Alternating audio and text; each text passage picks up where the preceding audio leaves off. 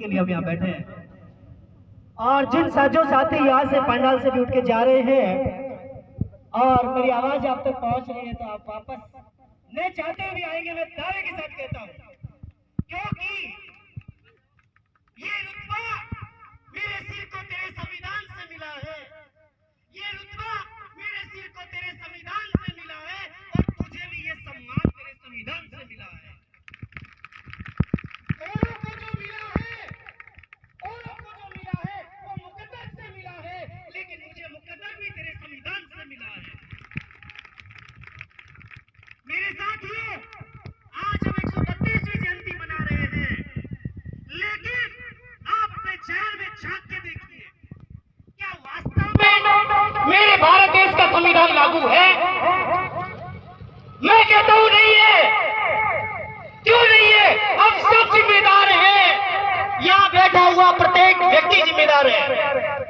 आज हमारे ऊपर जब अन्याय होते हैं, अत्याचार होते हैं, तब ये भीड़ कहां होती है? जवाब चाहता हूं मैं चाहता हूं कि मेरे इस समाज पर जब भी कोई अत्याचार हो, तो बाबा साहब ने आपको एक ताकत दी है।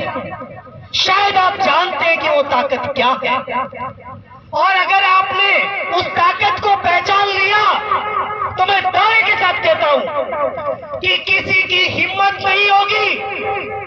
किसी ने कहा है कि भूल में पड़कर फिर मत जाना, हम बाहर मतवालों से अरे क्या जीतोगे?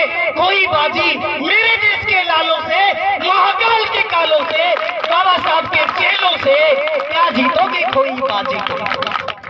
दोस्तों, मैं आपको याद दिलाता हूं कि बाबा साहब ने हम सब के लिए जो संविधान लिखा है, ये संविधान उन्होंने अपनी कलम से जब लिखा तो उनका साथ देने वाले नहीं थे।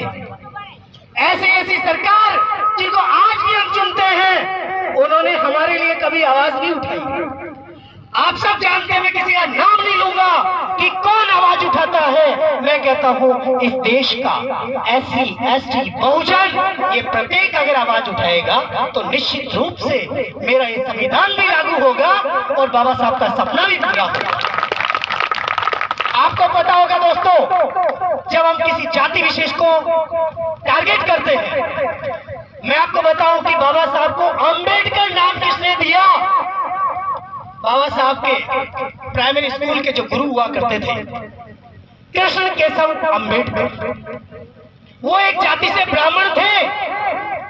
उन्होंने कहा कि ये एक बच्चा है जो आगे बढ़ना चाहता है और इसके साथ अन्याय नहीं हो, इसलिए उन्होंने बाबा साहब के नाम के आगे अंबेडकर शब्द जोड़ा।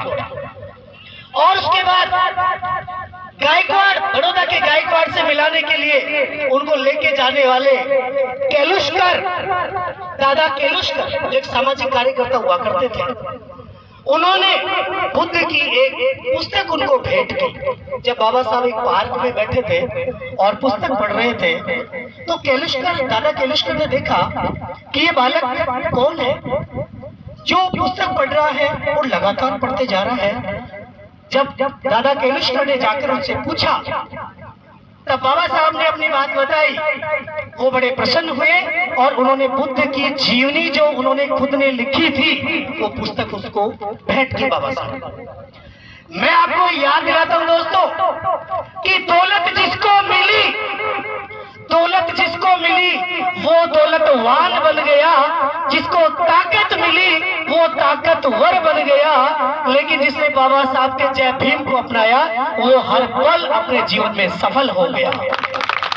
इसलिए कहना चाहूंगा कि हमारे प्रत्येक घर में बाबा साहब की प्रतिमा लगी होगी, मैं ये कहता हूं, और शायद ये कहते हुए मुझे कोई झिझक नहीं है, सभी के घर में है।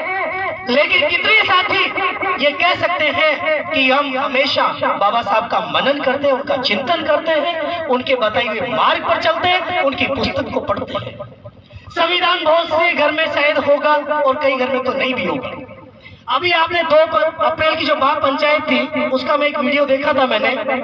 माताएं बहनें यहाँ बैठी हैं, कोई दिक्कत नहीं है। मैं ये कहता हूं कि अगर आपको पूजना है तो आपको सबसे पहले बाबा साहब ने कहा अपने माँ बाप को पूजिए, इनसे बड़ा इस दुनिया में कोई नहीं है।